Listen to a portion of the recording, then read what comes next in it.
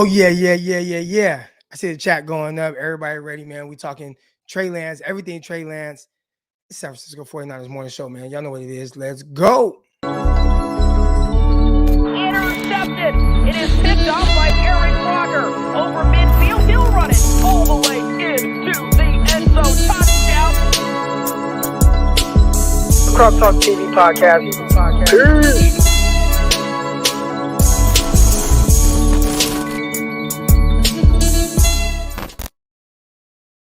Welcome to another episode of the San Francisco 49ers morning show. I'm your host, former NFL and AFL defensive back Eric Crocker, and y'all know what it is, man. It's the San Francisco 49ers morning show. I want to get, I haven't been as consistent with this. So I want to say good morning, and I want to do a mental health check, make sure everybody's good. And, again, I don't want to act like I'm some like advocate for mental health and all that type of stuff. But, I have experienced it going through with my wife, and she went through just all those things where the biggest thing for her was having someone to talk to about it. So make sure everybody's good. We put the flames in there, 5 flames if you're feeling great. Anything less than that, we need to talk about it. I'm here if y'all need to talk about it.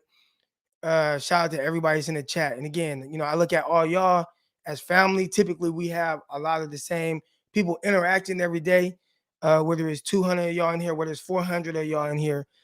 You guys are amazing every morning, and you guys help my morning out. So, y'all ever need anybody to talk to, man, holla at me. I'll give you my number, whatever it is. Don't feel like you're alone with anything that you're going through from a mental standpoint. It's cold this morning, man. It's frigid. I don't know if y'all can see that. 24 degrees out here in Monticello, Arkansas, man. This weather out here is tripping. But y'all don't come on here to talk about that. Make sure if you haven't already, if you're new to the show, hit the like button, hit the subscribe button. We're talking all things Trey Lance and his performance. And obviously today's QB Monday. So the way we're going to do this is for the first, I guess, 40 more minutes, I'll give my brief kind of overview of, how I saw the performance and what I was looking for. I don't got my Apple Watch on. I'll give my brief performance. I'll get y'all on. And then we got Greg Panelli. We're going to get him on. I talked to him last night after the game. So he had some interesting takes on Trey Lance's performance and some of the things that he saw from a mechanical standpoint. He'll touch on those things, how easy or hard certain things are to improve. Greg is awesome with that. He has a great eye for it. He had a good view from the stands and where he was sitting. So we're going to talk about all that. We're going to get into all that. We're going to get y'all perspective, y'all point of view on all that. And yeah, let's get to it. So 49ers win. They beat the Houston Texans. I don't even know what the final score was. What was it? 20-3, I believe. Trey Lance had a solid performance. He was 16 of 23 for 249 yards, 2 touchdowns, 1 interception. And I'll say this, all right? And we talked about the things that I wanted to see. And in court, we're going to get to that. But if before the game, scratch out, okay, 23-7, my bad, 23-7. There we go. That's better than 20-7 or whatever I said. All right. If you take away, like, let's not even look at the performance or anything or what you saw, but just from the grand scheme of things, Trey Lance, before the game, I said, hey, 49ers are going to win 23-7. Trey Lance is going to go, he's going to complete 16 out of 23 passes for 249 yards, another almost 40 rushing yards, 2 touchdowns, 1 interception. Would you take that? Would you be happy with that? And I think most people would say, yes, I'd be very happy with that. I'd be very pleased with that. All right. So you look at it from that perspective. Awesome. Now, I'm on Twitter, so I see y'all. All right. Anybody that's been in here, any of y'all that have been in here, y'all have heard me talk about all the things that I don't want to say are concerning with Trey Lance. I'd say that are concerning with rookies, right? All the things that go into being a rookie and things that might make performing at a high level and being comfortable a little bit more difficult, right? Like we talk about that on here. And my suggestion to everybody on Twitter is y'all need to come in here. Everybody that's on Twitter, I should have this up on Twitter right now. Everybody that's up on Twitter needs to come in here so they can hear this and they can talk about it, or they can hear me talk about it and they would know what to expect. Because I said that there's a work in progress with him understanding what he's seeing post snap. And it's not just him, it's typically most rookies. All right. I would say if you just compare outright, and we're going to get to his actual performance, but if you look at Trey Lance's performance for his first 2 starts and compare that to any other rookies from this year's first 2 starts, it'll probably be at the top. It'll probably be at the top. If you just say, this is how he performed in his first 2 starts, these are how all the other rookies in this class performed in their first 2 starts, Trey Lance's performance would probably be at the top. Maybe Mac Jones is close. Maybe Mac is close. But when you look at just production and things like that, and you look at some of the things you're looking for, and it not be crazy, because there have been some really bad rookie play. Really bad. And you know what Trey Lance's bad was yesterday? 10 to 13. He completed 10 out of his first 13 passes with an interception. Eye test told you something's not quite right. And I saw the panic on social media, and I was just like, what are y'all panicking about? Okay, yes, clearly there's an area where Trey Lance can improve with just being comfortable. But if you listen to this morning show, you would know that I said he's probably not going to be comfortable. So why did I say that? Well, Trey Lance hasn't played a whole lot, and not just played a whole lot this season, which is true, but he hasn't played a whole lot in general. He has not thrown a lot of passes. Trey has not thrown a lot of passes. So just being comfortable with just throwing the ball, that's an area that he needs to improve on. But when then needing to improve on it, he's able to complete 10 out of 13 passes, 1 interception, moving the ball. Okay, we scored a little bit of points, right? That's the first half. That's just the first half. But that's what I was looking at. I'm like, all right, like, get comfortable. You can see it's just a little tight. It's just a little tight. And again, yesterday I compared it to being on a job for your first day, right? And on your first day, as opposed to, your second year of working a job, how much more comfortable are you? Right? The first day is just a little, okay, like you don't want to mess up. You want to make sure that you please everybody, right? By the second year, you're walking into that job and it's just like, man, like I do this. I'm so comfortable. I do this. I'm more comfortable with my responsibilities. I know exactly how to go about it. Right now, Trey's on his he's on his first week of school because work, because he just hasn't had a lot of the reps and throws, whether it's within the offense, whether it's what he's knowing, what he's seeing from the defense, or just playing the quarterback position in general. So there's a lot of growth that is happening right now, but within the growth, he's able to be productive. He's able to show you like, hey, I do have this big time ability. So that was awesome to see. So first half, right away, I'm saying I can see he's a little tight. And not just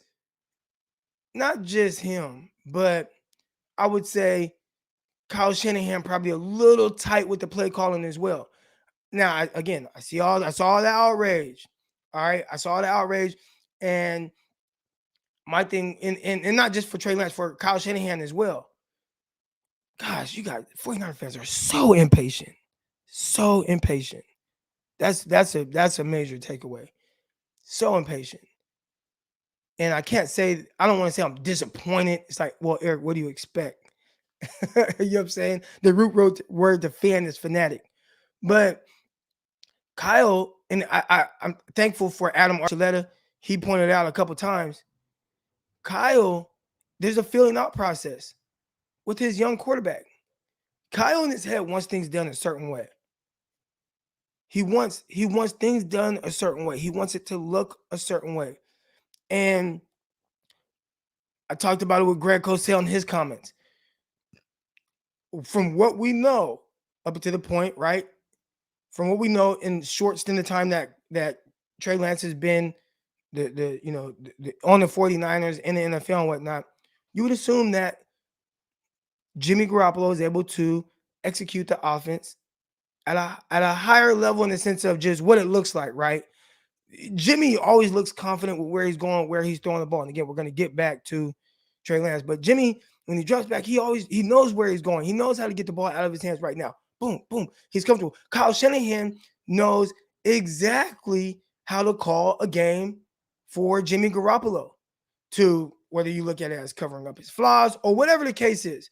But Kyle 100% knows how to call a game for Jimmy Garoppolo to where, hey, he can be in the rhythm, he can execute, whatever the case is. He also knows there's going to be a weird throw here and there, whatever. I know Jimmy Garoppolo, but I know 100% how to call a game for Jimmy G.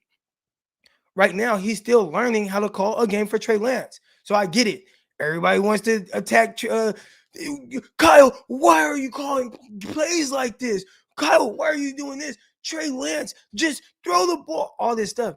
They're figuring it out, y'all. They have to get comfortable together. And I saw a lot of that in the first half, figuring it out. Now, within the first half, and again, I talked about some things, and we're going to talk about because it was kind of the tale of two halves, right? First half, you saw the interception on league play. First of all, let's talk about that. The interception on league play, and he touched on it as well. I get it. They show the replay, and you see Deebo Samuel running wide open by himself, and people are like, "You see Deebo? He's wide open." Like, right? I'm sorry, I sound like that's how I read when I'm reading the 49er fans tweets. Like, that's how I'm reading it in my head. He's wide open. He's not going to get to that, bro. That's to the backside of the play. That's to the backside of the play. The play is a designed tight end leak. It's a long developing play. The tight end drags from one side of the field all the way to the other side and climbs up. By the time, like, you see if that's going to be open, which more times than not, it is. Yesterday it wasn't open. But they covered it well. They did a good job with the cornerback. He sunk underneath. And Trey Lance, he touched on that. I'll touch on his comments on that. But he's likely not going to get to the backside of the throw. The only way he gets to the backside of the throw and sees Deebo is if he comes off of the tight end leak before the play even develops. Which in that case, if he comes off of it and that's not the case, that Deebo's wide open, then Kyle Shanahan's going to be chewing out Trey Lance because of how the play is designed. You're not going to get to the backside of the play on the league. So get that out of your head. All right. Now, one thing that y'all need to understand about just plays and the way that they're designed, you can say pre-snap, you have a full field read pre-snap or going into the play. And then when you actually like get to the line of scrimmage, a lot of times your progressions work from one side to the other. Now, it might be because of a look that the defense is giving you, but your progressions work from one side to the other. And we'll get Greg on here. He'll talk a little bit about this as well. But more times than not, somebody can be butt-ass naked and have a coverage assignment on the other side. But if your reads are from left to right, you're likely not going to see backside. You're probably not going to see it more times than not if it's to the backside of the play. There's a backside and there's like your initial reads. If my reads are going from left to right or my reads are going from right to left, if my reads are from right to left and I'm working in progression, I'm probably not going to see somebody open on the backside. I need y'all fans to understand that. And that's not just for Trey. That's for Jimmy. That's for any quarter. That could be for Tom Brady. Now, especially if it's a busted coverage, you're probably not going to see it backside. But anyway, so he threw the interception and he talked about it. He said, I just short-armed it. I short-armed it. He saw cover two. He understood the defense. He wanted to throw the whole shot and he short-armed it. And we'll get into that with Greg Panelli. Greg would touch a little bit more on that. All right. So you saw that. You also saw him throw a pass in the first half, nearly intercepted, went through Mitchell's hands. Ayuk ended up catching it on the sideline, toe tap. And it was a high-low concept. You see they're trying to high-low the flat defender, which was Mitchell. You had running back in the flat. You had somebody right behind him, and he tried to force it over the flat defender, and it nearly got intercepted, right? A lot of things that I'm looking for, again, and I don't know what y'all looking for with him, and we talk about it on here. I'm looking for growth. How has Trey Lance grown from his first start? That's it. Everybody else, I know everybody wants to see all this perfect play and stuff like that. My thing was, how has he improved from the first game? Those are the things I want to see. And there were a couple things that I saw right away that he improved on. One, I thought he didn't have the bad misses, right? When I say bad misses, I mean, the slant that's wide open, him throw it 6 yards over people's heads. I didn't see that. I saw a little uncomfortableness in the pocket at times, but not uncomfortable in the sense of getting out and making a play. Those were things, okay, like good. Looked a little bit more comfortable. I didn't hear anybody talk about anything from a real technical aspect from his feet, right? That's the big thing. His feet, his technique, his throwing motion. I didn't hear that be an issue, right? I didn't hear anybody mention any of that. I didn't hear anybody say. So a lot of things that I wanted him to improve, aside from obviously the results of the game, I thought he improved from his first start to his second start. And to me, that was the biggest win when it comes to Trey Lance. All right, now, one throw that I saw him attempt, and I loved it. I loved it. And this is there were 4 throws that I loved. All right. Right before the half, he threw one to the back of the end zone to Brandon Ayuk. And just attempting that throw and getting it right over the outstretched hand of the defender and giving his receiver an opportunity to make that catch, that was an amazing throw to me, in the sense of pushing the ball down the field and putting it in a place to where your receiver has the opportunity to really make a play on the ball. Thought that was awesome. I thought that was a great throw. I thought it took a lot of confidence to attempt that throw. He threw it. It was a perfect ball. Awesome. I love that throw. And obviously, they got 3 points before the half. They went to the second half, and right out the bat, he threw a slant in between multiple defenders to Brandon Ayuk on third down. And third down is the money down, right? Third down is the money down. And so that's why I want to say, oh man, how does he perform on third down? It might get a little tight. How does he perform on third down? Boom, threw the slant in there. Good job by Ayuk catching the ball in traffic, taking a hit, spinning out, running down the sideline. That was awesome. But to me, again, I'm looking at, okay, it was a big play, awesome, whatever.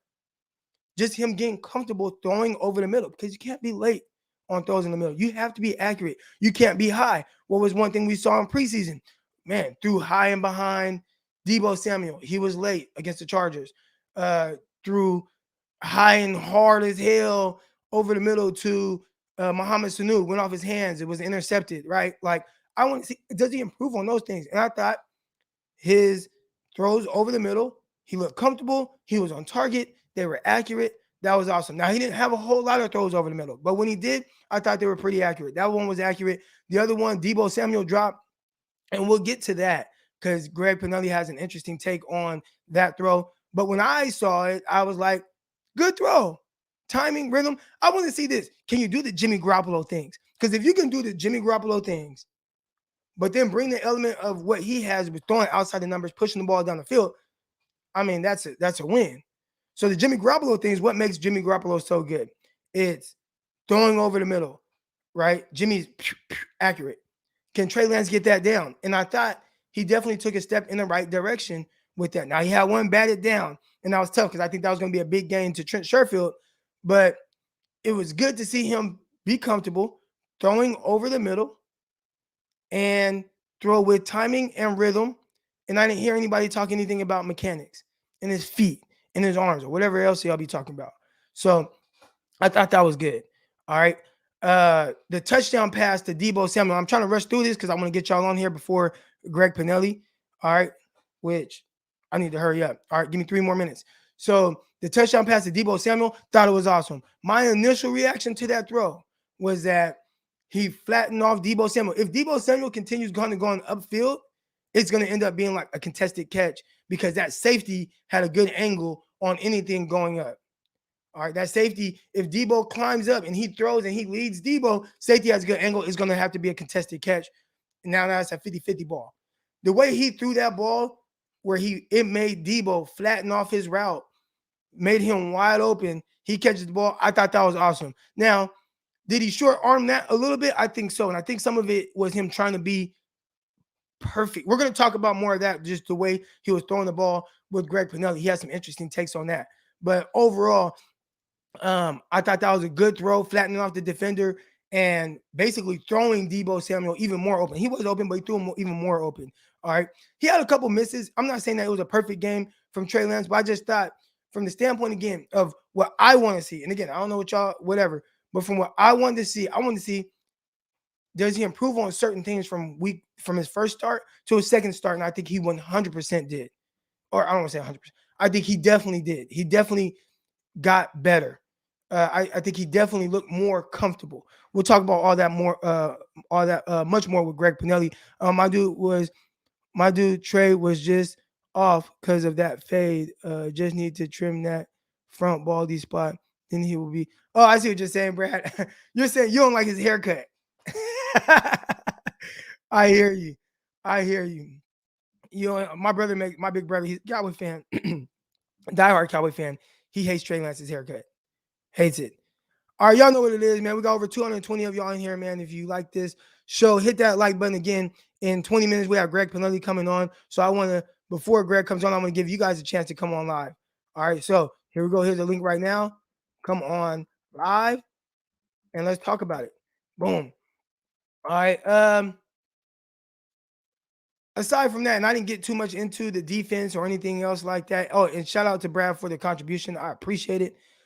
I see a lot of comments about the secondary. Today's a little bit more about Trey Lance, so I probably won't get to that stuff just yet. But trust me, tomorrow we're gonna get into everything, whether it's the running back Elijah Mitchell, the receivers, Ayuk, the lack of usage of George Kittle, the DBs. We'll get into all that tomorrow. But today, just wanted to really touch on Trey Lance and kind of his performance, and obviously get to Greg Panelli, who's going to come on and talk more in depth about what he saw. All right, shout out to everybody in the chat. If you like this show, hit that like button, hit the subscribe button. I'm gonna get all y'all on. We got people lined up to come in now. Here we go. Let's go. First person on, my guy Kenneth Goldsmith. What's up, Kenneth? How you doing, man? Hey, good morning, Croc. What's going on? How you doing this morning? Good morning, man. I'm good. I'm blessed. I can't complain. Yeah, me neither, man. I'm real excited for what we got moving forward. Oh yeah. So what were your expectations for Trey Lance heading into the game, and then what was like one of your main takeaways? I mean, pretty much what you said, growth. The same thing I pretty much was expecting from Jimmy Garoppolo. Just growth, showing that you could be a very good quarterback in the NFL. And one of my biggest takeaways, like I was real concerned with how Kyle was calling the game in the first half. Then once the game went on, they both settled in and they got things rolling. Trey looked real good in the second half. He made some absolutely beautiful throws, like the one you pointed to in the back of the end zone. If Mitchell didn't hold Brandon Ayuk's arm, if he didn't hold his arm, that would have been a touchdown going into the half. And I like that. And that was with like just under a minute left to go in the half, and he made some big throws, some big time throws to get us down the field and get us a field goal. That like I think he grown a lot from his first start, and think about the stipulation of how the season is right now, with him having to come in for Jimmy Garoppolo and win a game that's going to help us get into the playoffs. He showed a lot of poise, and he got a completely different mindset than Jimmy. And what do you mean by that? And then I'm gonna get you out of here on that. But when you say he has a completely different mindset, because I think I know what you mean by that. But what do you mean? Elaborate. He ain't get flustered after he threw his interception. He didn't look like he was gonna have a domino effect. You know what I'm saying? He threw the interception, he shook it off, and he came out blazing. That's what I want to see from our quarterback. Yeah. If you make that mistake, how you gonna respond after you make that mistake? You know. And I Yeah. feel like with Trey Lance, we could be the type of team that can play from behind. We don't always have to play with a lead. Right. And he might not be there just yet, but Just yeah, yet. like that But because the 49ers defense did a really good job of keeping it kind of a low pressure situation. They yeah, did a good job yeah, getting stops. yeah. Maybe if that's the Rams, it's not quite the same. But again, we got Trey Uh-huh. Lance in his second start, and it was good to build off. Kenneth, I'm gonna get you off so I can get the next caller on. But I All appreciate you right. coming on, bro. No problem. Thanks for having me on. All right. All right. I saw one thing. Here we go. My guy Brad. Good point. He said Trey didn't look that fast to me. Did he look slower to any of you? Trey Lance isn't fast. He's Deshaun Watson athlete, like type athlete, where they can take off, like they could pick up 15 yards, they could pick up 20 yards. He could probably pick up even more than that, but he's not really going to outrun people, especially if they have an angle on them. And we have to understand too, guys like him, guys like Deshaun Watson, who are like 4'6" type guys, 4'6'5" type. They're really, even if you look at like Josh Allen, he can run, right? He ain't really outrunning people, So sometimes you see him try to hit the edge. If he has a safety, bearing down on him with an angle, he's not outrunning him to the edge, but he can take off. He can use his legs. All right, so it's more Deshaun Watson than it is like Kyler Murray. Kyler Murray might be like 4'3". You know what I'm saying? He's like a center fielder. He's fast. Lamar Jackson, like he's fast. He's a 4'3". He ain't that. Trey Lance ain't that. But he can move, like he can run. He is mobile, but he's not a burner in that sense. So I hope that makes sense. Here we go. Getting the next caller on. All right, got my guy Chris coming on. Chris, how you doing, man? Good morning. What's going on, Crocky? How you doing, man? Oh, I'm doing good. I'm blessed. What's some of your thoughts from yesterday's game? Man, I'm gonna be real honest with you. I think like that first half, I always feel like Kyle is like trying to hold Trey back, man. Like he needs to kind of take the handcuffs off Trey a little bit and let that boy play. Yeah, it's tough because again, and you kind of touched on it a little bit earlier. There's this filling out process of just understanding really how to call plays for him. This is just his second start. I would assume this. Let's say, and maybe we're not in the same position as we are now, right? 49ers are in position to make the playoffs. And maybe if you started him the whole way, maybe he's not quite, you're not quite that. But I would say Kyle Shanahan would definitely have a better understanding of how to call plays for him. And that's the thing that we're missing with the time that has been missed, right? So I know I see a lot of people, first half play calling was asked, Kyle's figuring it out. And I think you're going to continue to kind of go through that until he truly understands, one, what Trey Lance is really comfortable with. And again, part of that, you see the weird play calling and stuff like that. Part of the reason that's why he wants to go with Jimmy Garoppolo, because he knows, well, I don't have any weird moments with calling plays for Jimmy. I just know how to call plays for him. Trey Lance, there is going to be some of that because he's just not sure. But from the first game to the second game, I saw him do a lot more under center. I saw him do a lot more of his traditional stuff. He still kept it simple, and we're going to get to Greg Panelli. He's going to talk about that.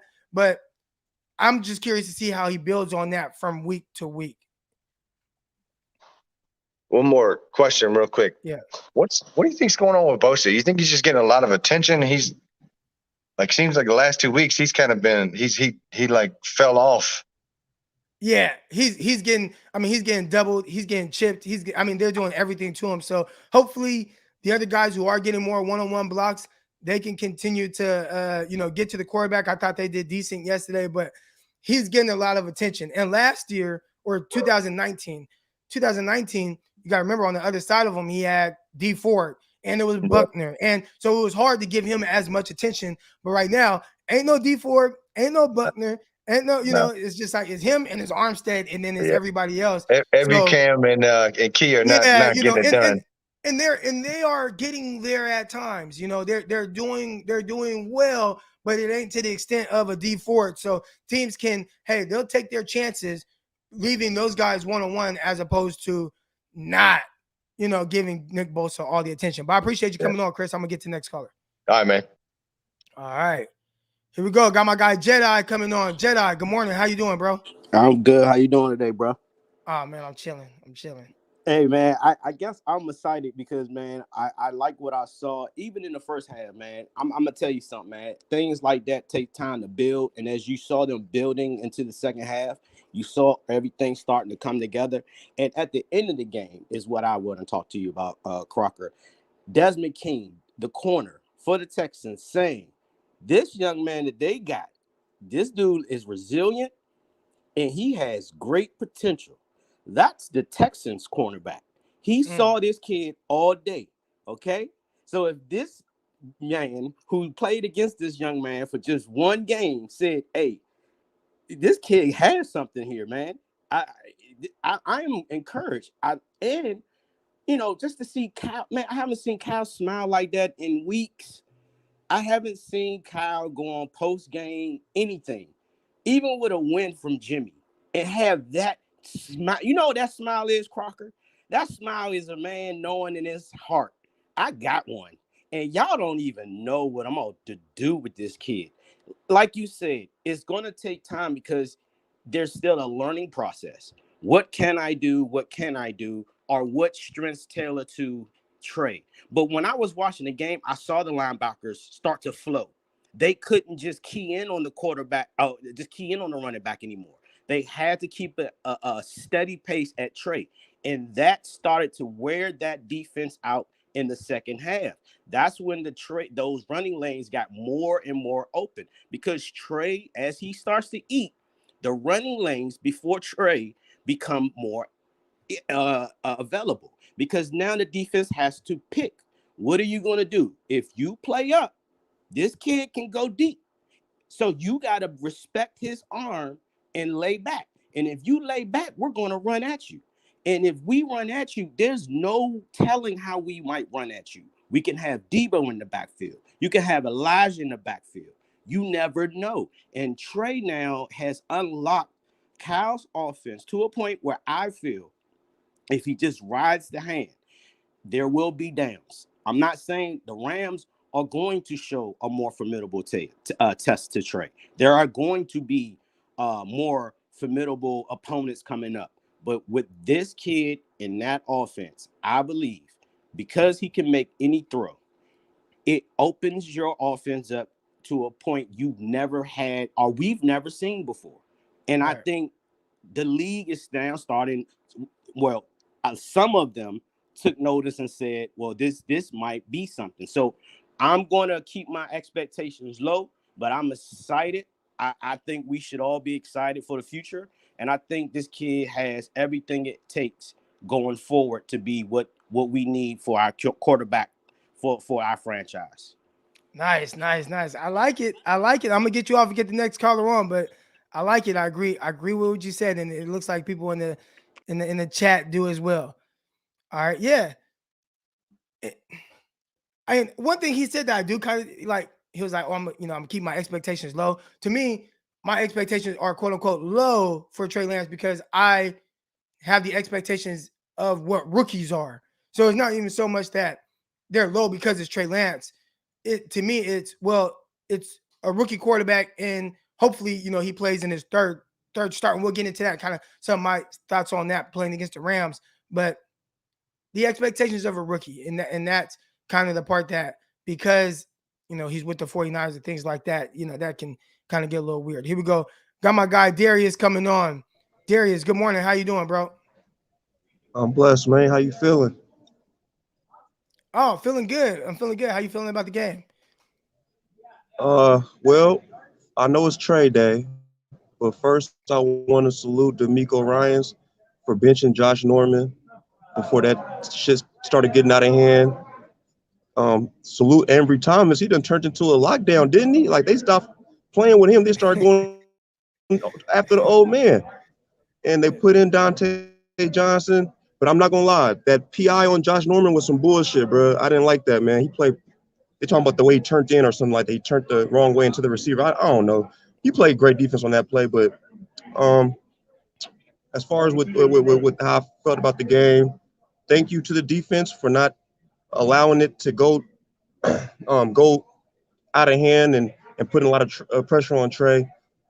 Shout out to Kyle Shanahan. he was my biggest concern as far as how he was going to let this kid play. When he first came out, I'm thinking like, oh man, here go Kyle with the bullshit, wildcat offense crap. But I feel like maybe it was just Kyle, like you said, he was just feeling him out, trying to see what he's comfortable with. I'm pretty sure somebody told Trey Lance, hey, look, man, that middle slant is your friend. That's how Jimmy keeps the plays going.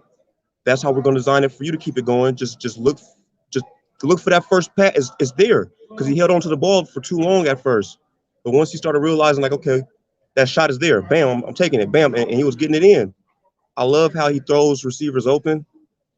I mean, I could sit here and talk praise about him all day, man. His footwork, you know what I'm saying? Like, he ain't fast, like you said, but he's able to maneuver and wiggle around that pocket and extend that play, man. And it's like we got back to the run game as well. It wasn't all about Trey. It was about Elijah, put Debo back there. Like, you know what I'm saying? Like, that's our identity. It's great to have a quarterback that could finally throw out the numbers, but let's stick to what we know best and make it easy as possible for our rookie. Let's not get besides ourselves because the Rams is a motherfucker. I'm not even gonna lie to you, man. If Jimmy was 100, I would say put Jimmy in because we know for sure what that going like. You know what I'm saying? I mean, I ain't gonna lie about that, man. I feel like Jimmy, if he's 100, but we know he ain't gonna be 100. If he has to have surgery, ain't no way he should be 100, right? So with Right. that being said, man, hopefully they stick with this run game, and because Rams is tough, man. You got Ramsey over there, you got Darnold over there. Like you got some boys that's gonna bring that pressure that the Texans just don't have. But I'm happy that he got that experience. I'm just happy, bro. I ain't gonna lie to you, man. I don't, man. Listen, you know what I'm saying? Like, bro, I got to see my boy play, man, and he was everything that I thought he was gonna be, bro. And the Right. sky's the limit for us. I Yeah, agree. All right, man. I'm gonna get you off and get the next caller on. I appreciate you coming on, D. For sure, man. Have a good day. All right. All right, that's my dog Darius. Here we go again. My guy Bradley on. We got Bradley on, and then we got Dion. What's good, Bradley? Good morning. Hey, good morning, sir. I'm fucking super stoked about the game, but where I'm at is Kyle Shanahan's supposed to be some offensive genius. This is the dude who supposedly made and created 3 head coaches in the NFL so far, but he's had like a whole entire almost year worth of work that he could have been working on Trey Lance and packages for him and stuff. And man, I was so nervous at the beginning of that game. I thought it was just going to be the Cardinals game all over again. Just let it run, occasional -2 yards, 4 yards here. And then finally he opened it up for him. I mean, what do you think? Like, I understand it's a learning curve, but do you think that he's slow playing Trey Lance in games, just trying to get him relaxed because he knows he's nervous? Or does he I just don't not even know how think to it's. game plan for him? I don't even think it's so much that he knows he's nervous. I think it's more of just understanding how difficult his offense is and not being able to use everything at its full disposal. So he has to scale back, but right now he's trying to figure out how much do I have to scale back? How much can I give him? And again, we're going to have Greg Panelli on in a few minutes, and he'll give us more insight from what he was seeing from kind of bird's eyes view on how the plays were constructed. But it's just a filling out process. And those are things he's going to have to go with because he doesn't know. Now, let's say this, and this was one of my things and reason why I would not have Jimmy Garoppolo on the team. Now, when you have Jimmy G, yeah, okay, I get it. Starting him with all that, I get it. I understand it completely. But when you look at, how some of these other guys have been able to get all the reps, right? And even then, some of them have improved or haven't improved. Maybe some of them, aren't in as good of, situations and all that. There's all that aspect to it as well. But I do feel like if he would have went with Trey Lance from the beginning, you would think he would have more of an understanding of how to call plays for him, especially at this point in the year. You see what I'm saying? Because right now, every game plan has been structured towards Jimmy Garoppolo and his skill set, and how he's been in this offense for 4.5 years. Yeah, okay, yeah. With that, I just it didn't take Kyle Shanahan that long to figure out Jimmy Garoppolo. Like everyone says, the offense Hold came with on, Bradley. Hold on. So here's the difference. Here's the difference. When he first got Jimmy Garoppolo in, it was, remember, they took a lot of the Patriots concepts and put that in for him. So with Trey Lance, it's harder. He has not been in the NFL. You know, Jimmy had been in the NFL for 4 years, spending with the Patriots. They took a lot of his concepts and made Jimmy as comfortable as possible so that they can get through games. Remember that? Because remember, at first, they didn't even want Jimmy starting. They were going with Beathard. Beathard got hurt. Then they had to go with Jimmy. You know, so it was kind of the same storyline as far as what Kyle felt like Jimmy was comfortable with. But it was, hey, let's implement a lot of Patriot stuff to get Jimmy through. Now, when you go to the next season and how the game started off against the Vikings, the Lions, and the Chiefs, it wasn't pretty, right? Remember, 49ers kind of got their ass kicked a couple of those games. Jimmy threw 3 interceptions against the Vikings in the first week. He threw a near game-losing almost pick 6 against the Lions. 49ers almost blew that.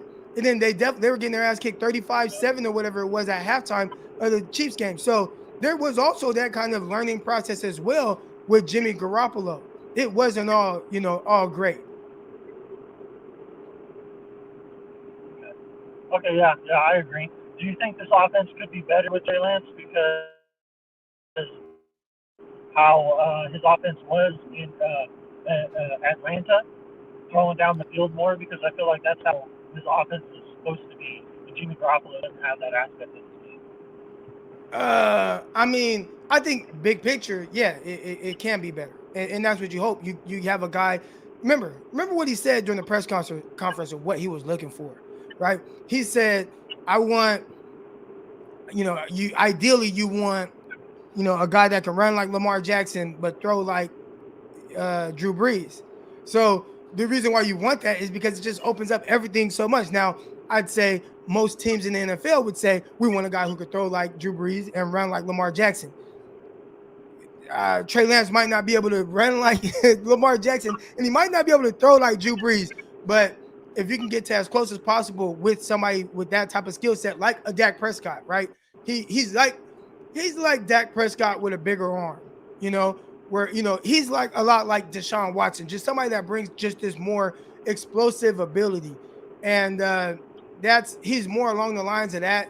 You have that, it definitely opens up what you could do more. If you look at his passing chart from yesterday, I haven't seen the 49ers have so many dots outside the hashes, outside the numbers, like he did. I think it said his air yards or attempted air yards was the most by a 49er quarterback in 3 years or something like that. So, there's a lot of good things to build off of. I would say that. All right, thanks, Croc. You have a good rest of the day, sir. All right. Appreciate you. That was my guy Bradley.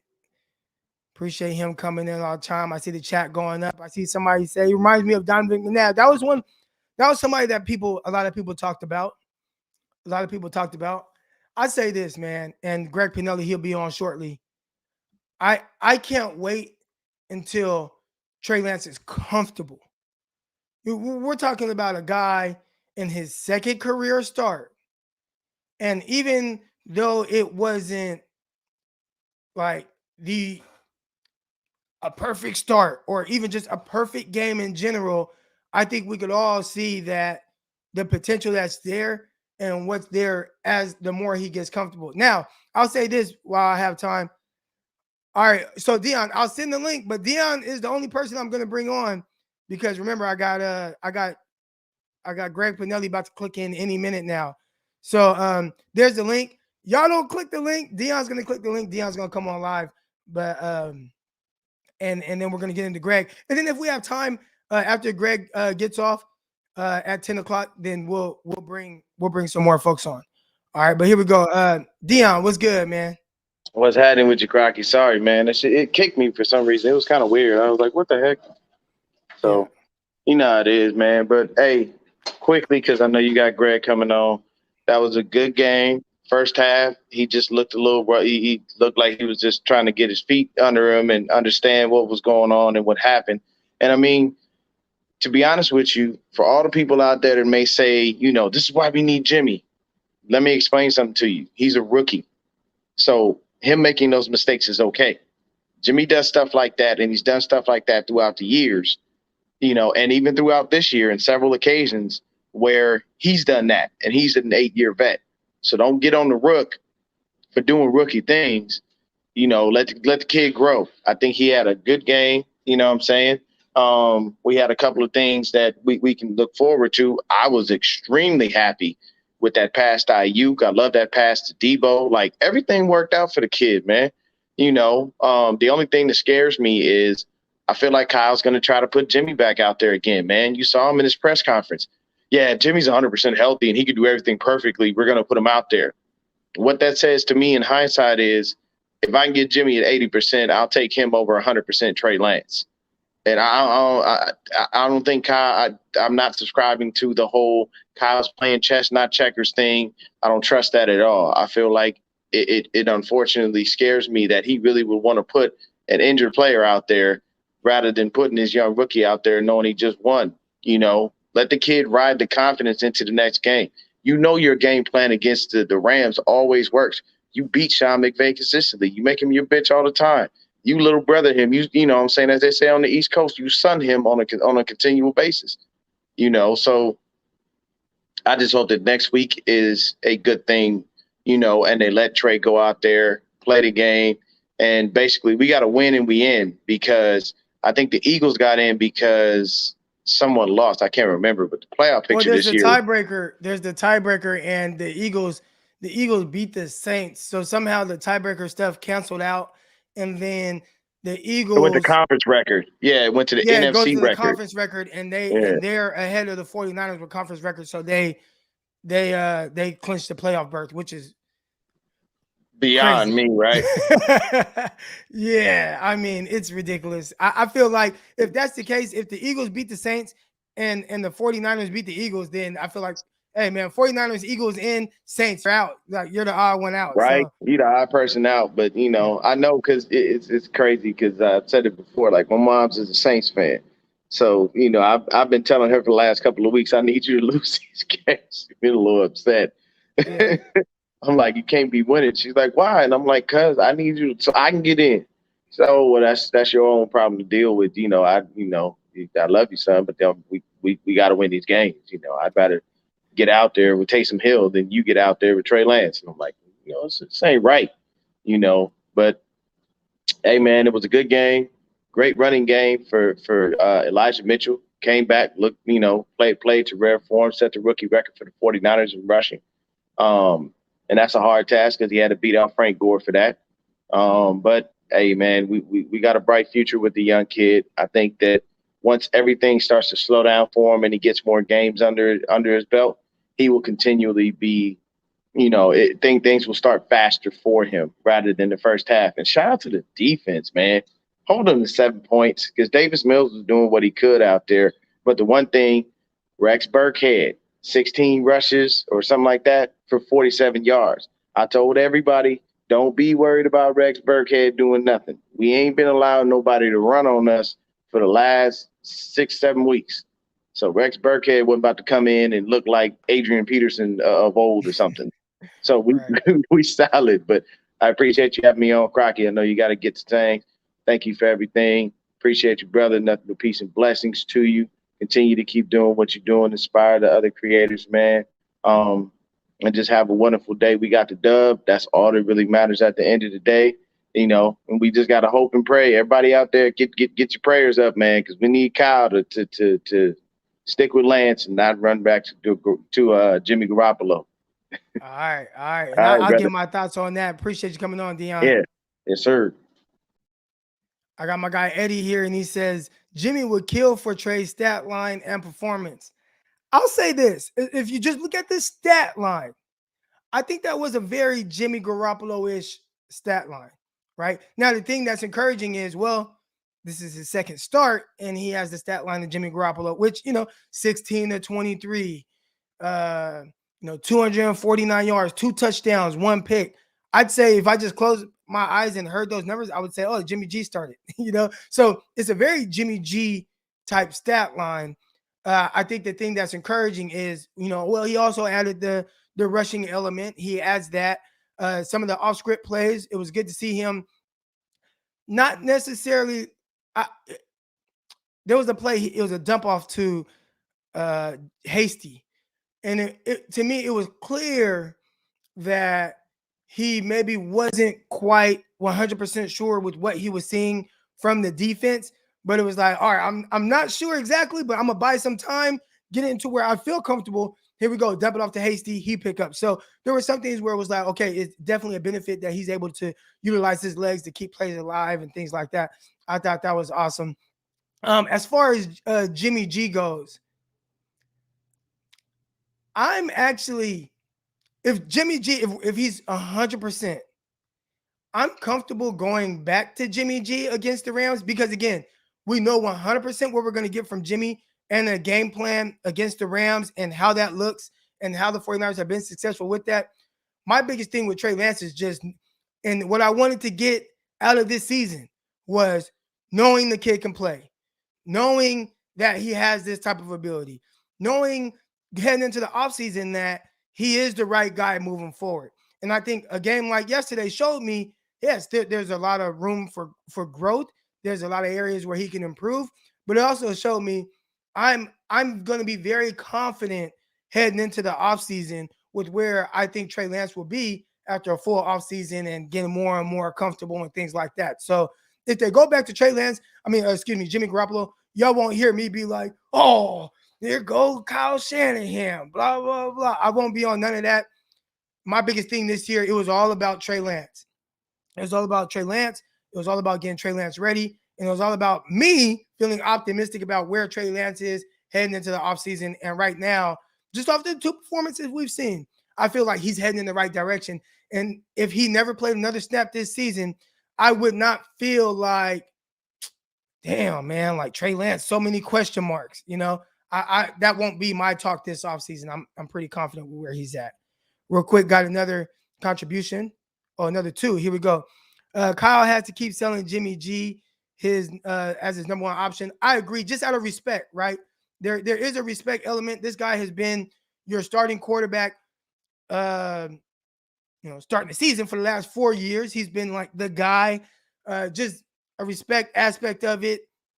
You do say, hey, if he's healthy, because that's our starting quarterback. And I think that's how y'all got to look at it. Jimmy, that's the starter. Trey, he's the backup. So out of respect is all right. Yeah, that's our guy. And until he's not. So I understand where Kyle Shanahan's coming from with that. Do you think Kyle wants Jimmy to start because it makes it easier? He already has his game plan and does want to adapt the offense to Trey so late. I would say yes. I would say you know a little bit more of what you're getting from Jimmy G. Not even a little bit more. You know a lot more. Not to say that Jimmy's great. I'm not saying that. But just being comfortable with what you know you're going to get as opposed to the still some unknown with a rookie from game to game, from week to week. I would say it's probably a little easier sticking with Jimmy Garoppolo. Now, some people would say, sticking with the easier is kind of a cop-out, and it maybe shows that you don't got big nuts. I don't know, but I would say just try to look at it from Kyle Shanahan's perspective. That's probably the case. All right, y'all, we got Greg Panelli. He's joining us. All right, you know what it is. It's QB Monday. We're going to take a brief 30-second break, and when we get back, I got Greg Panelli. He'll be on live with us. Stay tuned.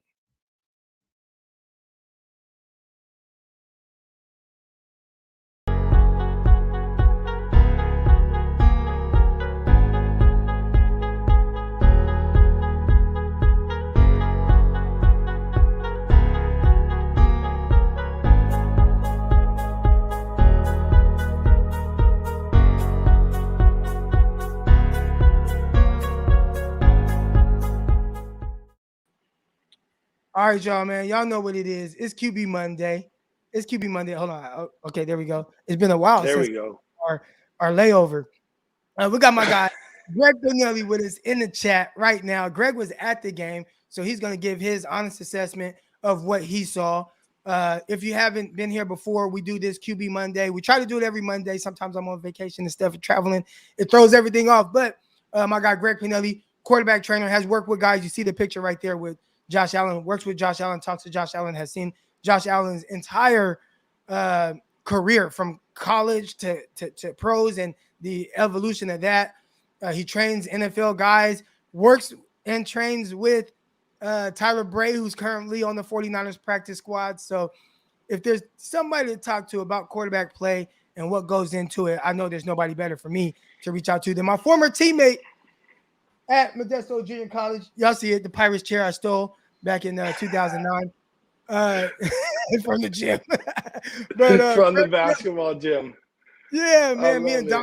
Me and Donald ran in there and took the chairs out. I think they got new chairs now, so See, hopefully the they don't folks come don't back need trying to get me. the folks don't know about the hood rat things that Crocky was doing back in the day.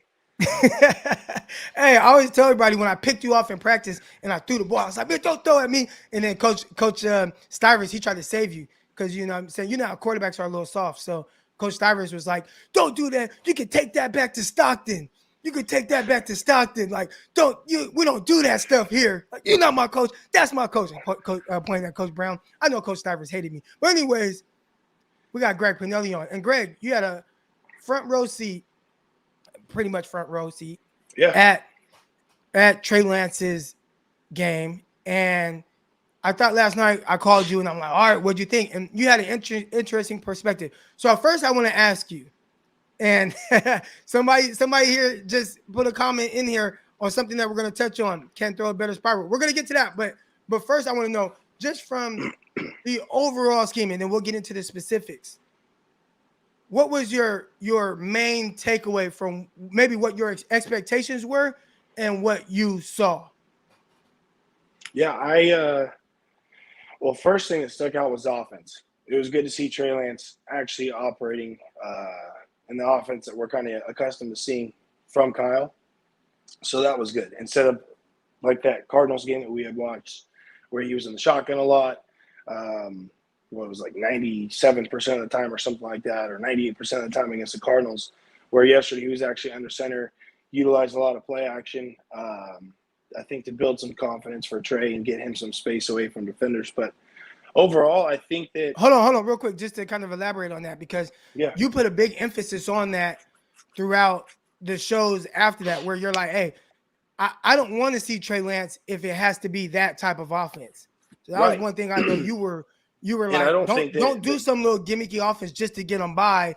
If you're going to play Trey Lance, you want to see him do more under center and throwing more concepts like you would if it were Jimmy. And again, maybe not to the full scope of things, but just in general, just more under center, more traditional stuff as opposed to just what we saw. Is that right? Yeah, no. And if you look at yesterday's game, the 2 touchdowns he threw, right, were both off of, I'm almost positive the first one was, the running back leaked out to the flat, right? It was Mitchell to the flat. Yeah. So the two touchdown passes he had yesterday, play action, right? So those things, because of the Niners run game, and everybody says that Jimmy works off the run game, or Jimmy's game works off the run game. And I think that people got to understand too that it's not just Jimmy. You go look at that play a couple weeks ago with Rodgers where he does that play action fake and he sells it so hard and confident and he almost stops for a second and wraps around and throws the ball. That just, it makes the game so much easier on the quarterback when the run game is working. Not just Jimmy, definitely does for Jimmy, because we know that Jimmy has some limitations, obviously. So it makes it a little bit easier for him. But for other guys as well, when you get safeties to suck up or you get the defense to suck up like that, and then you get to take home run shots down the field like he did to Debo, then it makes life a little bit easier, especially for a rookie quarterback, where you can get some play action work and then boot out, but you also buy yourself a ton of time where you have yourself some space away from defenders, and it'll make it a little bit easier for guys to not feel rushed and throw that ball down the field. But overall, I think that Trey did – he did what I expected, and we talked about that last night. Trey did what I kind of expected him to do, and I think it was a good that's not for you. I think it was – I thought it was a good performance. People got to there was, and I told you yesterday, there's people in the bathroom, people walking around the game, people sitting behind, like, oh, Jimmy does this, Jimmy does that. Why is Trey playing? Or obviously we know why Trey's playing, but like we got to get Jimmy back as soon as possible. And that's all good and dang, it is what it is. But people, us as fans, it's tough. We got to reel ourselves back in a little bit and understand these expectations that you have of a rookie quarterback. The guy's 21, right? This is his second game playing. And I know that people are going to say, well, that's why Kyle should have done this the whole year to get him ready.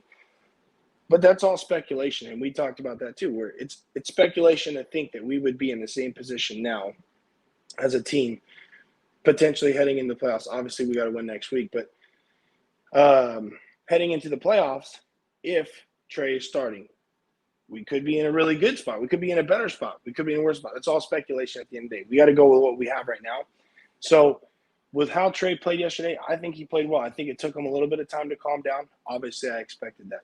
I think that he was a little bit anxious at times. I expected that. The ball didn't come out of his hand clean, probably 40% of the time, 30% of the time.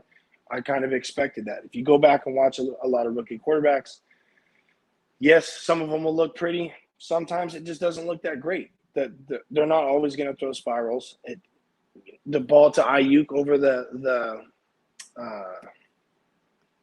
shoulder, the one he almost snagged one-handed in the end zone, that wasn't a great spiral. Guess what? The ball was in the perfect position for Ayuk to catch the ball. So, and I think, as we talked about yesterday, a lot of people are probably going to ask, why did we draft somebody that can't throw a spiral? Well, I watched Trey in warm-ups. He threw the ball fine yesterday, right? When you're relaxed and you're a little bit more calm, your hand will relax a little bit. So when you get that tension in the wrist and in the hand, you get that excitement, like you want to try and drive the ball hard or throw the ball hard. Everything starts to tighten up a little bit, and the ball's not going to come out as clean. And I used that reference yesterday, right? When for baseball, coaches growing up always say, if you want to hit a home run, you can't try and hit a home run. It's just going to come off the bat, and you're going to hit a home run. Because if you try to hit a home run, what happens? You tense up, and right when you're about to hit it, you tense up, and you're trying to have this power swing, and you end up hitting the ground ball or line drive for an out or whatever it may be. And so it's kind of the same way throwing the football. You can't you can't necessarily try to drive the ball super hard, or can't just try and chuck it as far as you can downfield with that anxiety built up, or that anxiousness and that adrenaline that's coming together there, being that home game and his first playoff atmosphere like start. That was a huge game for him yesterday. So with everything added together, like that was a must-win game at home, sellout. His first start at home, kind of going into the situation of 1 week you're the backup, and then they bring in Tyler this week, and then there's a lot of speculation. Is Jimmy going to go? Is Jimmy not going to go?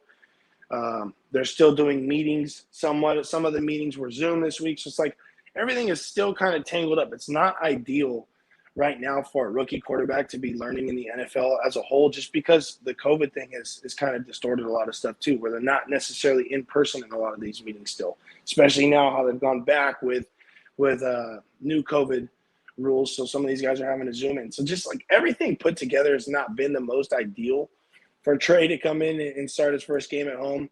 But considering, I think that Trey showed some flashes that the Niners can definitely build on, and I think that's exciting.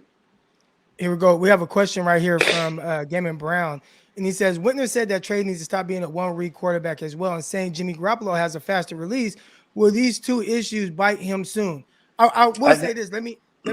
I'll give my perspective on one of these things. Yeah. Jimmy Garoppolo has one of the best and fastest releases in the NFL. So that's not like a Jimmy to Trey issue. That's like Jimmy in comparison to the rest of the NFL.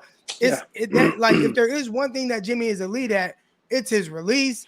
It's his confidence with throwing really quick, being able to snap that ball off right now. So if you are expecting Trey Lance to get to the point where his release is as fast as Jimmy Garoppolo, I would say that's less likely to happen. But as far as being a one-read quarterback, what's kind of your thoughts on that? And kind of what goes into being more of a 1, 2, 3 read type guy, or whatever that even means. Yeah.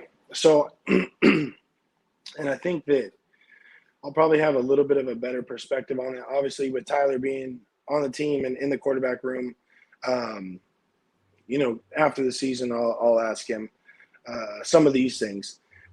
But in regards to that, you never know what that conversation's like with Shanahan. Shanahan might say, "Hey," in the headset, he might be telling him to play. Okay, I want you to look here to here, and that's it.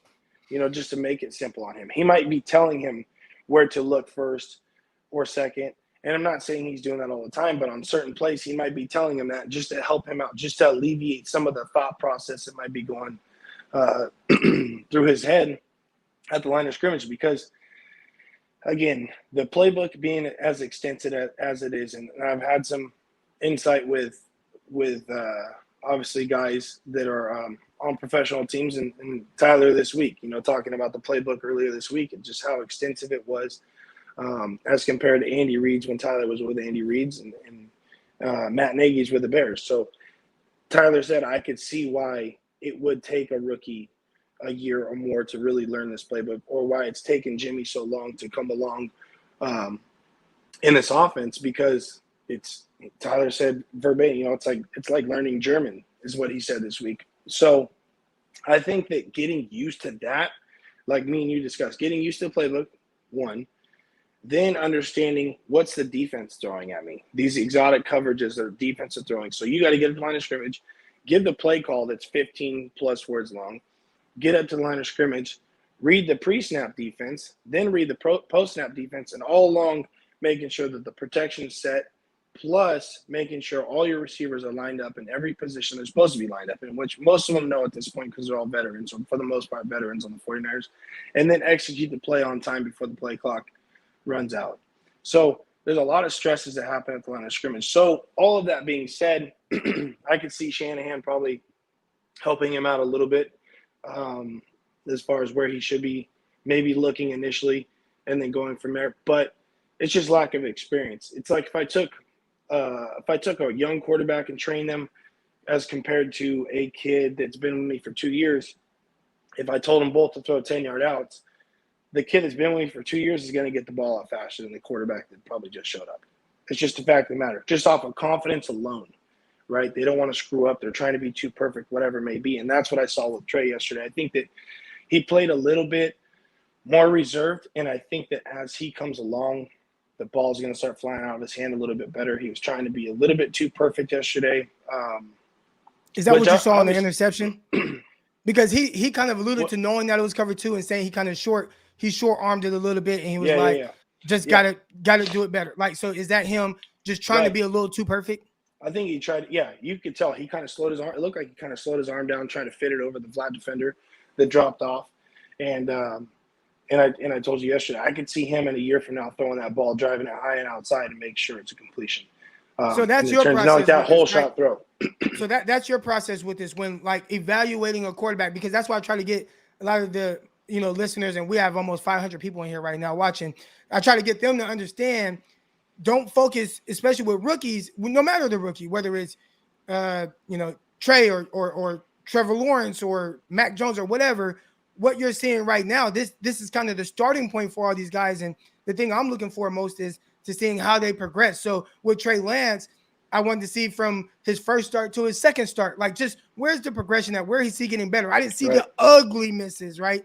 With him throwing 10 feet over people's heads on a wide open slant. Right. We didn't see those things. I was impressed with that. I didn't see the super high over the middle, just super off target throws. So I was impressed with that and some of his ability to be confident, like that throw to Ayuk in the corner of the end zone, like just the confidence that it takes to put that ball where he put it. I thought that was awesome to see. It's all right. I understand that right now he might not make that throw consistently or be able to make that throw or whatever. But a year from now, when he is more comfortable, you expect him to make throws like that with no problems and not short arm it. Right. And I think that's why the Niners picked him. Like if he didn't go out in his pro day or showcase a lot of those throws on film at some point or another in college, the Niners wouldn't have wasted the equity they did to go up and get him. But when you go through a pro day script and you go through workouts in the offseason, those throws are made, right? Like a whole shot throw or layered throws over and over are made, and you're proving that you can do those things. In practice, I'm sure he does that stuff all the time. It's just one of those things where it's like you're trying to be too perfect. You fit it in a certain area. That's what happens. That ball on the sideline to Ayuk, it was tipped, and Ayuk, tiptoes it on the sideline and catches it after the tip. Like one of those as well. Trying to be a little bit too good with the throw instead of just playing within yourself and driving it. But again, that's going to come with confidence of him standing back there, feeling the heat a little bit more, seeing defenses a little bit more, understanding the playbook a little bit more, and then you're really going to see him break out of his shell. So I think there's a ton for him to build off of, pure progressions like this question right here. It seems like he's a one-read quarterback. The defense is coming a little bit quicker, right? Things are flying around and things are changing. It's crazy back there. It's a lot of anxiety. And that's what these guys are built to do and drafted to do. But the first, year or so, it takes some getting used to. So I don't think that I know that there's going to probably be a ton of overreactions in the first quarter, second quarter. And then as Trey kind of settled down a little bit, things got good. And then right after that interception that we got, was it Harris that got the interception, right? Right after that interception we got, was it the forward progress one, right? Yeah, it was a little weird, but Yeah, that was a little funky call there, but I'll take it. We hardly ever get calls like that, so I'll take it. But right after that interception, it seemed like he just kind of turned it on. Niners went down, and from the rest, or from that point on in the rest of the game, Trey was kind of dialed in. So, I think that overall his athletic abilities too, like the fourth down call, I didn't really agree with. So Trey runs down the field, damn near gets the first down, gets smacked, right? Like that safety comes downhill, it gets smacked. Helmet almost comes off, and like the next play, Kyle just says, all right back to you. Like I didn't really like that call either. So you're kind of putting him in a rough position right there after the guy just gets his helmet damn near knocked off his head, and then we go right back to him on the same type of run play. Like it wasn't that fitting. I don't think at the time. I would have rather seen him do some play action to the other side, or a little boot to the other side, or a quick pass to the other side. But all in all, I did like the play calling for him better this week than I did watching him against the Cardinals. All right, so we have a contribution here. It says 11.5 air yards per attempt. That's like the third, or that's like the most since in the last 3 years for the 49ers. Was there anything with his ability to push the ball down the field? Now, one was schemed up, right? I mean, we talk about the Deebo Samuel touchdown, 100% schemed up for him to pick up those type of air yards. We talked a little bit about it, the route, and when I saw it live, I assumed that he was flattening Deebo Samuel off, because if he would have threw it up, it would have had to be either just super perfect, or it would have ended up being like a contested type catch because the safety had a good angle. What kind of were your thoughts? And really, actually, let's touch on this. You talked about the ball coming out of his hand kind of funny, right? Did you see anything else with like his feet, his lower body? Because that's been a big point of emphasis with people. So whether on throws like that, where he's trying to drive it down the field, or just in general with the way the ball was kind of coming out of his hand a little awkwardly, like you said, about 30-40% of the time. How, like, did you see anything weird with the feet, the release, or anything like that? I think it was a release. And the feet looked pretty good overall yesterday. In all honesty, and again, that takes going back and watching it multiple times. That ball to Deebo, actually, when I went back and watched it, it looked better on it looked like it happened slower on the field. And then I went back and watched it on the tape last night, and it did. It looked like a better pass on the tape for sure. So, it might have been when we talked about it last time, just being in the moment. It looked like it was a tad underthrown, but it was a better ball on tape where he did throw him flatter. And it came out with some good velocity too. So I think that his feet looked pretty good, but it was a lot of the shorter stuff too, which I pointed out last night. That first ball he threw, one of the first balls he threw to Juszczyk, right? He threw it behind him in the flat, and it was one of those gimme, like, dump-off routes where I think that Trey gets a little bit long mechanically. Like, he goes through his full mechanics They'll raise it up and get a little bit longer on some of those shorter throws rather than, some of the big contradiction from like old school quarterback coaches and like the new school quarterback ways, I guess, or the ways that guys are throwing these days. And we've talked about Trey, where he'll go up and then back versus some guys just going straight back. Now, back in the day, they used to teach just kind of lift it straight up and throw it. People would do that lifting, what we call it, lifting it straight up because it's quicker on shorter throws, like RPOs, routes where you don't have an opportunity to necessarily grip the laces, or it's like wet ball mechanics is what we'll call it sometimes. So like treat on RPO throw or a run pass option slant or a bubble or a quick throw like that to the flat as like wet ball mechanics where you'll catch it. You might not have the laces and it's just a dump off throw. It's a 5 to 10 yard throw. It doesn't require a ton of velocity on those throws necessarily. And when he did that a couple of times yesterday, he kind of went through that full stroke. And in the midst of that stroke, you can kind of see his wrist tinkering around, or his timing of his wrist would be off. And the ball might be pointed down slightly, or he might break his wrist too soon or turn it over too soon. And that's what would, in turn, that's what the ball would not necessarily come out the cleanest.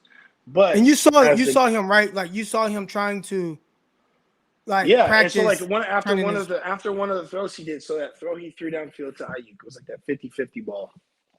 I guess that's what you would call it if that was his 50-50 ball. But he kind of threw it up to double coverage. It was like that seam route from Ayuk, and we got pass interference called. Yeah, pass interference called. And when he threw that, I'm thinking that's the home run shot. Like he's gonna hitch up and just unload that thing down the field. And he did, but then right when it came out of his hand, it just fluttered on him. It was a complete duck, and it still carried, but Ayuk had to come back. And Ayuk coming back to get the ball ended up turning into pass interference. So it's damn near as good as a completion, right? But and we'll take it. But it's one of those. That's one of those shows like the excitement kind of builds up right when he's about to release it, and it comes out, and it was ugly. And right after that.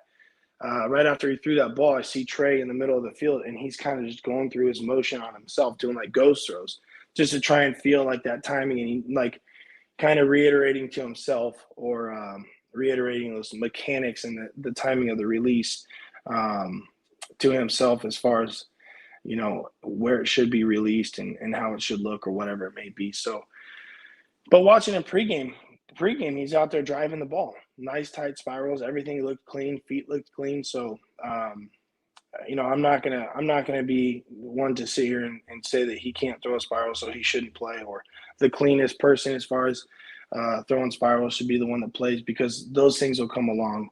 I think with the confidence and more time that he spends on the field. Do you think that he has improved in 4 quarters more than Jimmy has in 5 years? I don't think that. I think it's way too soon. I think you would agree with me. I think most people would agree with me too. I don't think he has. Who's done it? Oh, Milf Hunter. Okay, there we go. That's got to be Graves or something like that out there. Who is it? Harper? Graves? You think that's Josh Harper? No, I'm messing around. That might be Quincy Avery. I don't know.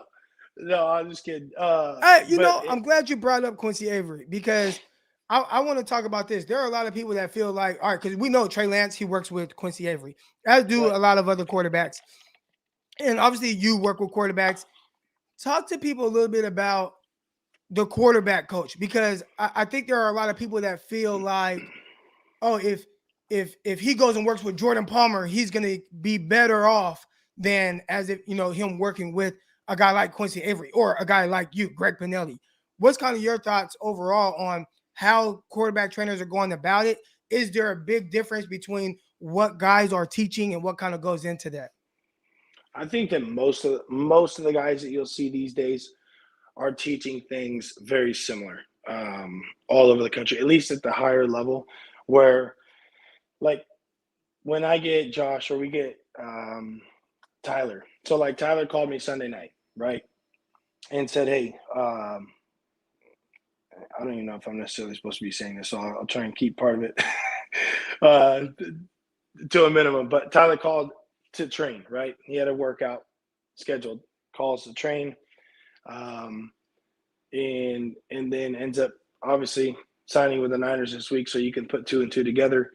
But when he comes out, it's not a training session on completely like working and revamping mechanics. Like when those guys get to this point, it's trying to clean up the little things that they might do.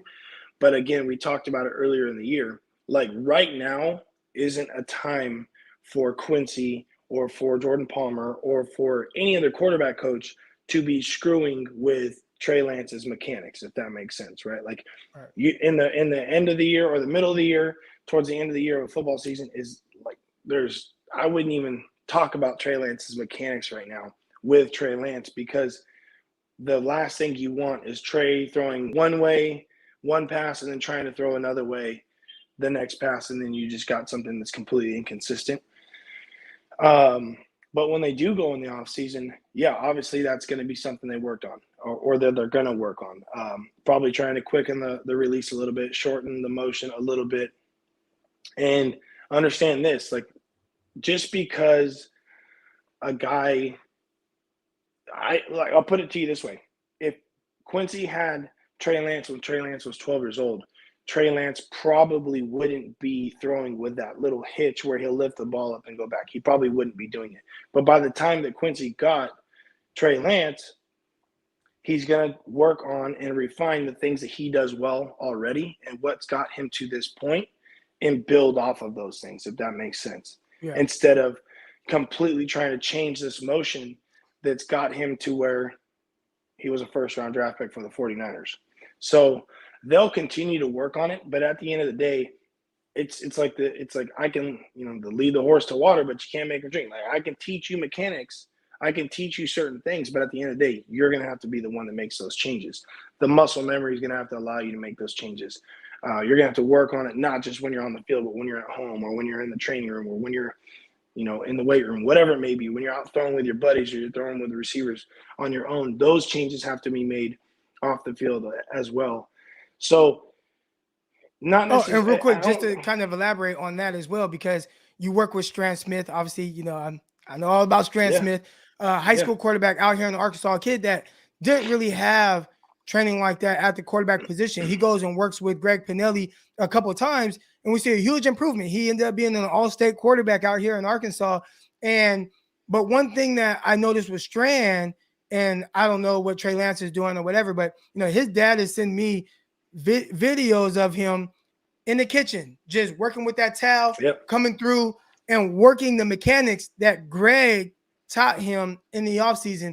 He's doing those things throughout the season, really trying to make it more of a natural muscle memory type thing to improve his mechanics. So hopefully a guy like Trey Lance is at home just working on those things. And will that help a lot of things you do in the offseason carry over throughout this season? Because I know sometimes people can kind of revert back to their original mechanics. Right.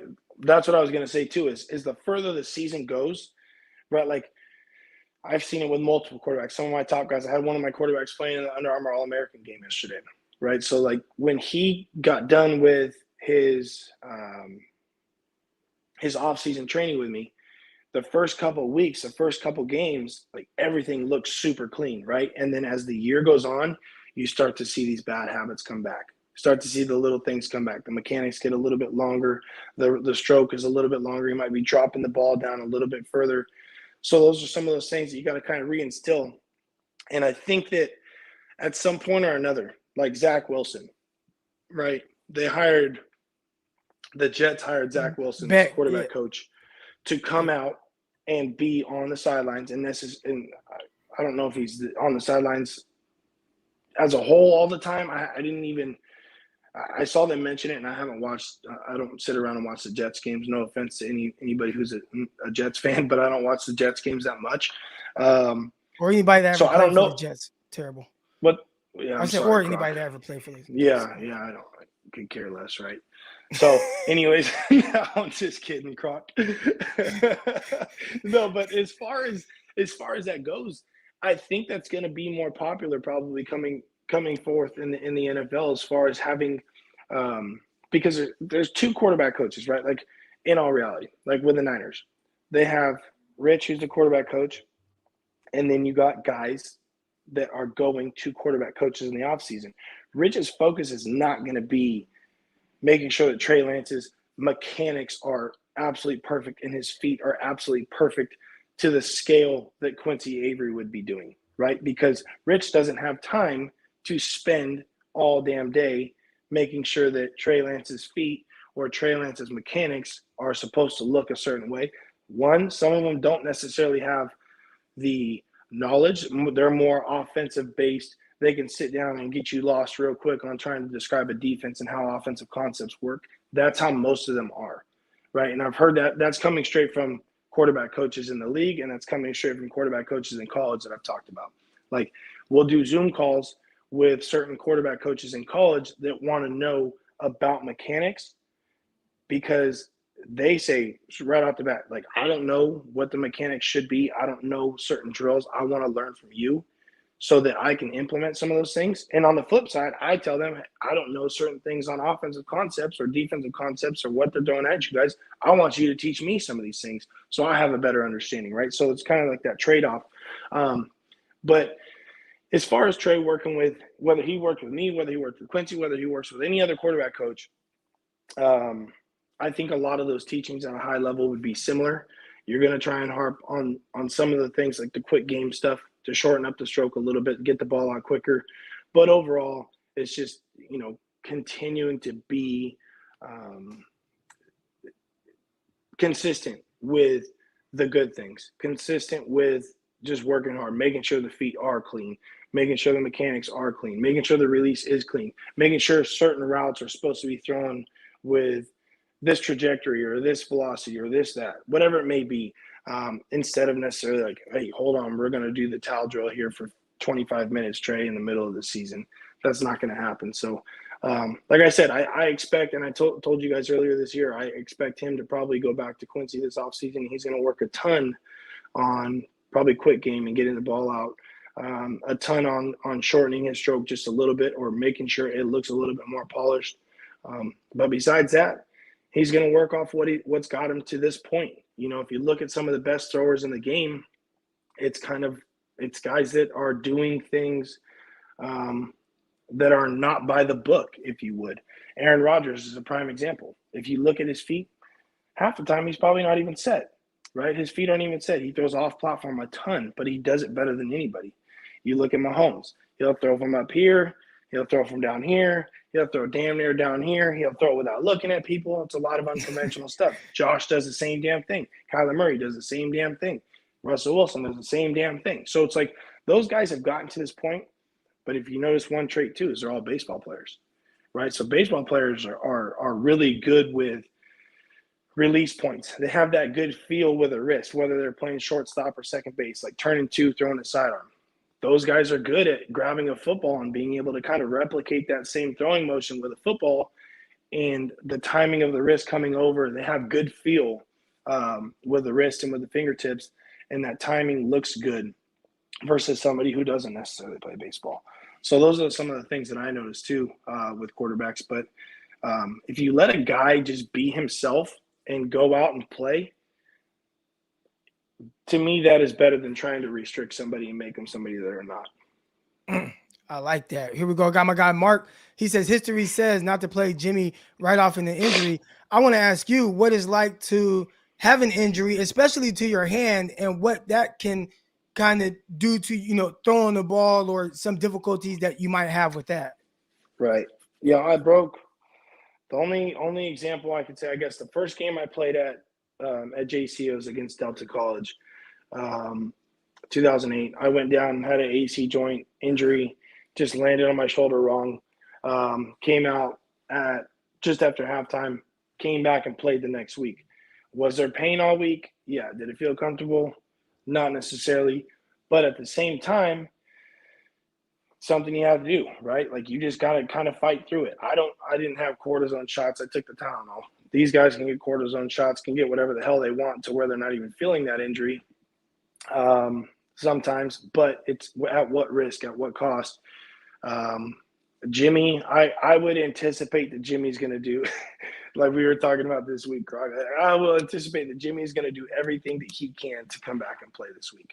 And realistically, from a Niner fan perspective, if you look at the numbers against the Rams, and I don't want to jinx anything, Jimmy Garoppolo, you would probably want him to play against the Rams this week.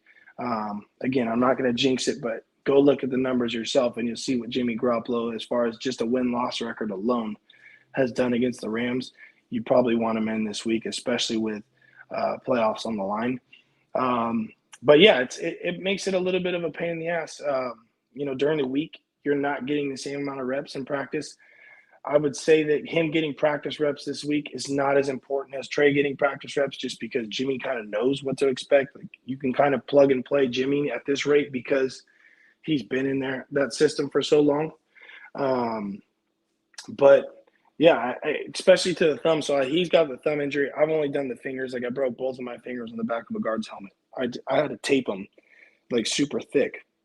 No, it was tough because the middle finger is a pretty important finger on the football, the ring finger as well, but not as important as what the index finger or the thumb would be. So I can't really gauge how that would feel for him throwing. But I know that it's probably like Jimmy doesn't have a ton of pop on the ball. And if there's going to be even less pop on the damn ball with a thumb injury, like, I don't know how it's going to look. But if Jimmy is close to 100% or can go, I would say that I would want Jimmy to go. And like you said earlier, you would be okay with Jimmy to go. Shanahan said Jimmy would go. But obviously, Trey Lance is going to be right there ready to rock and roll, God forbid it. It gets ugly or whatever it may be. All right, man. Well, I hope everybody loved this educational display that Greg Panelli put on about the quarterback position. Again, he joins us every Monday for the most part. See, I say every Monday, then I don't know if we'll be together next Monday because I'll probably be flying back from California. You say every Monday, but then only when Jimmy does bad, you just want to really harp on me and make me look bad. But I haven't even looked at the chat to see if I feel like they're just going to be killing me today, or it's one of those things. There's a lot of people in there right now. We have over 500 live viewers. So there's a lot going on in the chat. So they have not been killing you like they normally do with your Jimmy Garoppolo takes. One person did say stop. What were you going to say? Stop what? Someone did say stop using the win-loss record or something like that. I did see that pop up. Oh, against the Rams or overall? I think they're just saying in general. Gotcha. I guess I'm assuming when it pertains to Jimmy Garoppolo. We're gonna get the mixed reviews. I should have set the camera up and walked down the damn hallway today like I was Conor McGregor, flinging my arms back and forth. Could have said, "I told you so. I told you so." But honestly, in all reality, no. I think that Trey has a lot to build off of. I think that he did well. I think that it's exciting. I don't think some people text me, we should have drafted Mac Jones. Should have drafted this guy. Like, that's just overreactions. Like, if there was a 6, 7, 10 game stretch or whatever it may be of Trey playing how he did in the first quarter, then I would say, okay, maybe there's some things that are throwing me off here, but you can't go into that yesterday expecting Trey Lance to look like a seasoned veteran, especially with the implications that were on the line yesterday. So I think he'll be all right. Does this make Greg a Trey stan now, since you're a Jimmy Garoppolo stan?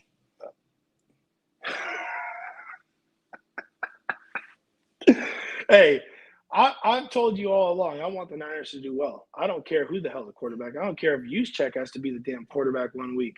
I want the Niners to win. So that's kind of how I've been from day one, and I've told you that as well. I don't care if it's Jimmy. I like Jimmy, but I don't care if it's Jimmy or if it's somebody else. I want the Niners to win at the end of the day. But I'm rooting for him. I'm rooting for Trey. Like, I think that, like I told you, everybody should root for Jimmy right now. Like, we all know that whether Jimmy does good or bad, unless the Niners won a Super Bowl and Jimmy gets the MVP, like, Jimmy is not coming back next year, right? So you might as well want him to do good now, because that helps his trade abilities as far as us getting a higher pick for him when we do trade him, or getting some type of pick for him. But then, yeah, I would want Trey to do well. Look at the equity they gave up to go get him. If he does crappy, then the Niners are in a bad spot. So, yeah, I'm a big fan. I like Trey. I think that he brings a lot to the game. But I've liked Jimmy, and I appreciate up to this point, whether Jimmy plays again for the Niners or not, I at least appreciate what Jimmy gave to the Niners, and I can appreciate, again, the effort that Jimmy gives to try and come back and play this upcoming or this past week. Because a lot of people could easily say, screw it, like, screw this team. I'm not going to be on this team next year. I'm out of here. Whatever. I'm going to go get my surgery on my thumb. F these guys. I'm gone anyways. I got my paycheck. But I can at least appreciate the fact that he's trying to come back and continue to win games. All right, man. That's going to do it for this episode of QB Mondays. We'll be back. I got a 30-second break. There'll be a 30-second brief break. We're going to get Greg out of here before you guys start throwing tomatoes at him for his Jimmy Garoppolo takes. So we'll be right back. We're going to close things out. I'm going to take some more questions from you, the people right here. Croc Talk TV. Let's go.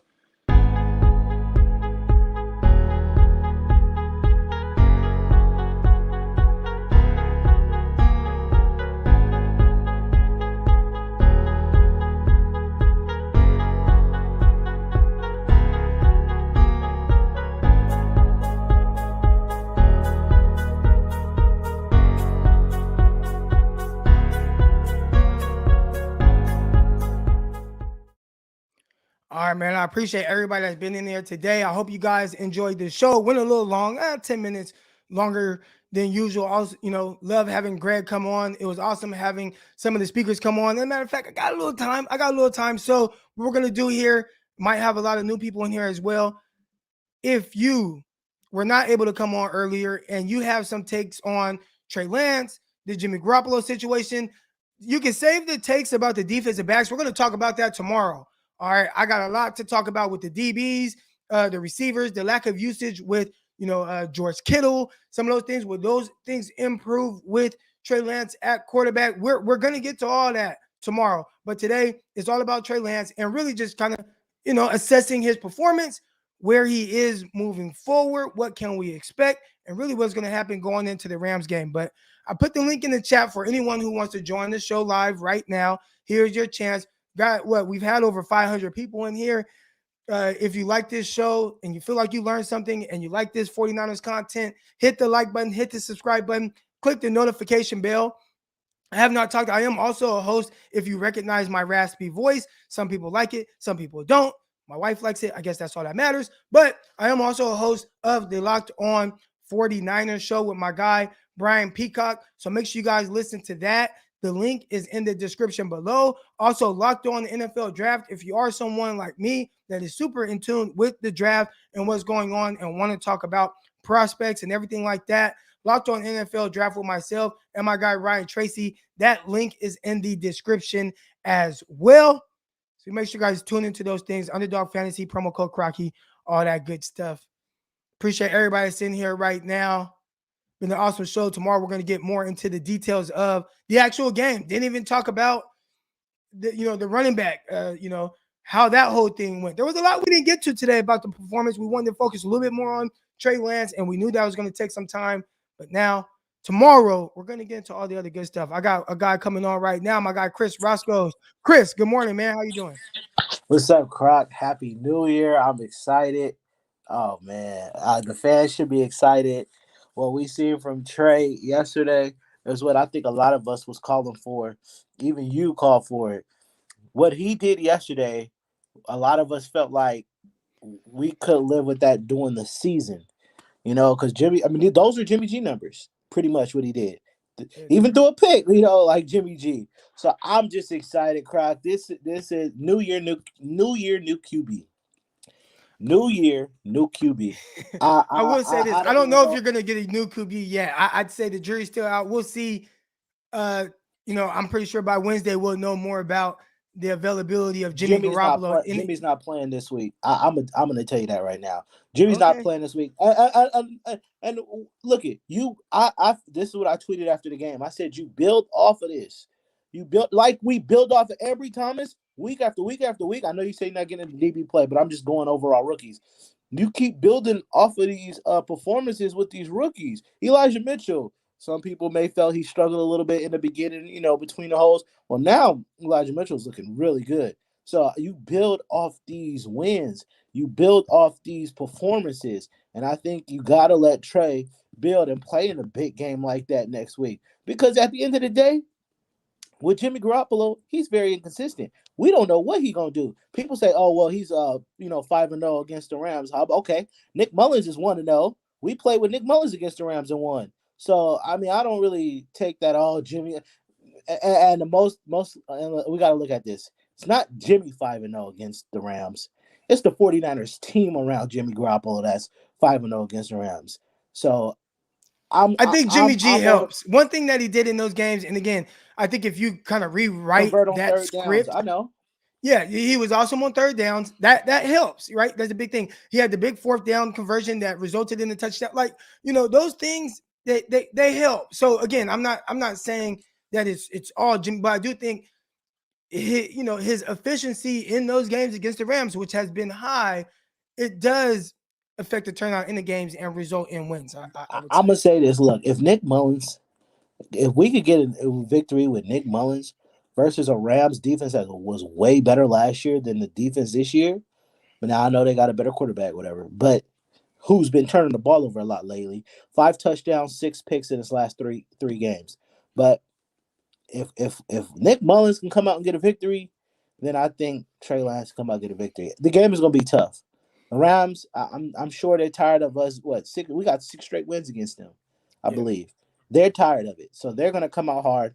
They would love to knock us out the playoffs, but at the end of the day, I don't care how the outcome is.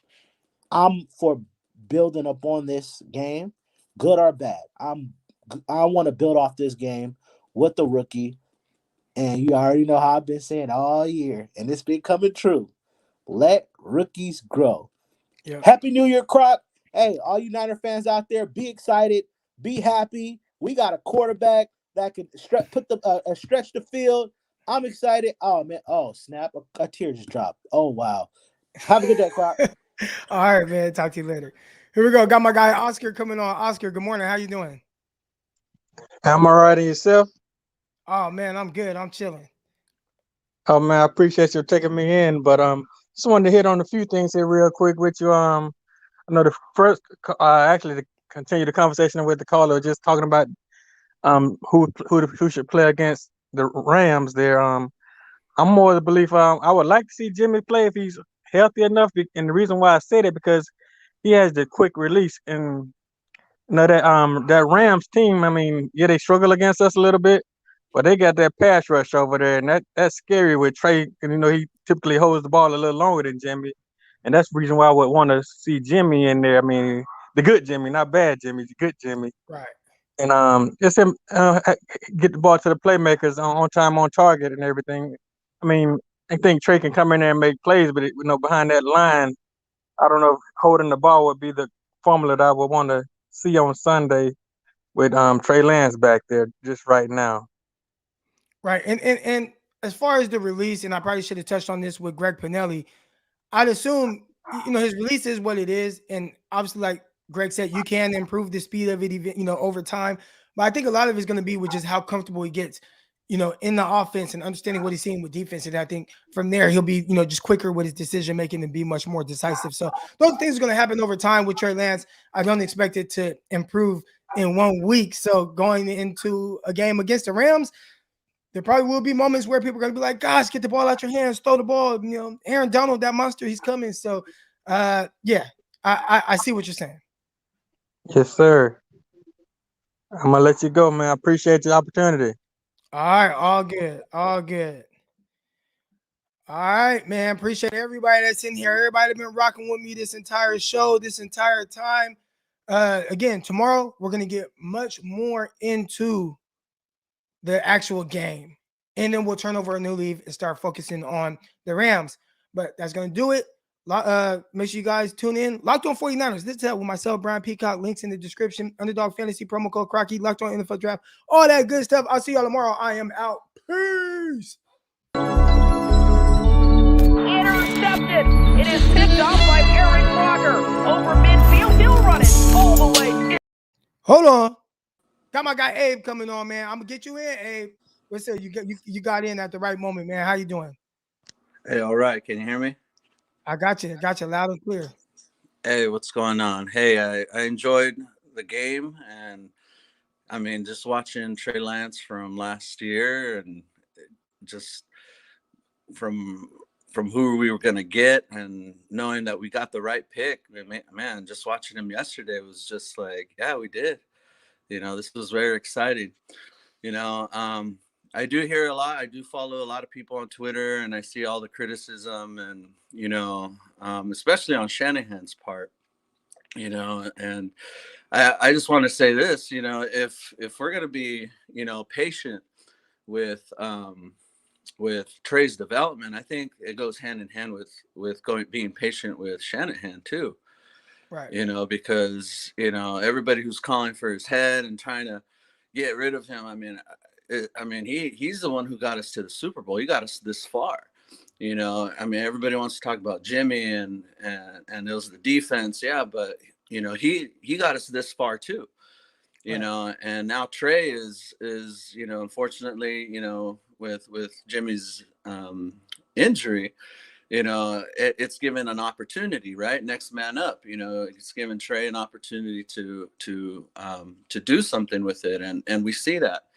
Now, if they go back, I don't know if they're really going to go back. I mean, I like the idea of the whole Belichick, theory, where it's like, hey, don't give the other team anything, don't give anybody anything. So I like the idea that the Rams have to prepare for two quarterbacks, and who knows, going into the Rams, I feel good, but I also feel nervous. But I say if we get a ticket into the dance, man, there's nobody. I don't think there's anybody, as long as Trey is developing and he's growing, and the defense is playing the way they're playing. I really don't know who can really beat them other than themselves, But that's one of my big takes on that, man. So Awesome. I appreciate it. And real quick, Abe, I gotta ask: is that a projector in the background? You guys. Oh, yes, sir. Yes, sir. I got it's an Epson. Yeah. I'm think a that's huge the one I video just got. gamer, man. So that's the only way to do it is watch. I think that's what I just got. Watch you on the big screen and watch movies on the big screen, and that's the way to do it, man. All right. I got Best Buy coming out. I can't put the surround sound because I got kids now, so I really can't. I can't really blow up the sound, and the neighbors will get mad. But no, man, I got my headphones on and everything, so that's the way to do it. All good. All right, Abe, man, you have a good one. Got a projector, man. So yeah, I did. I was encouraged to get one. I went, spent a good amount. I can't even tell my wife exactly how much I spent on it, but got the projector. I got the Epson HC 250 something or whatever, but it's supposed to be a really good one. So. Yeah, man, it's awesome, man. So have fun with it, man. Yeah, yes, sir. All right, man. You have a good one. All right, God bless. All right, y'all. Appreciate y'all that hung around. Had to get that last caller in. Now we are out. Peace. Intercepted. It is picked off by Aaron Crocker over midfield. He'll run it all the way into the end zone. Touchdown. Crop Talk TV podcast. Peace.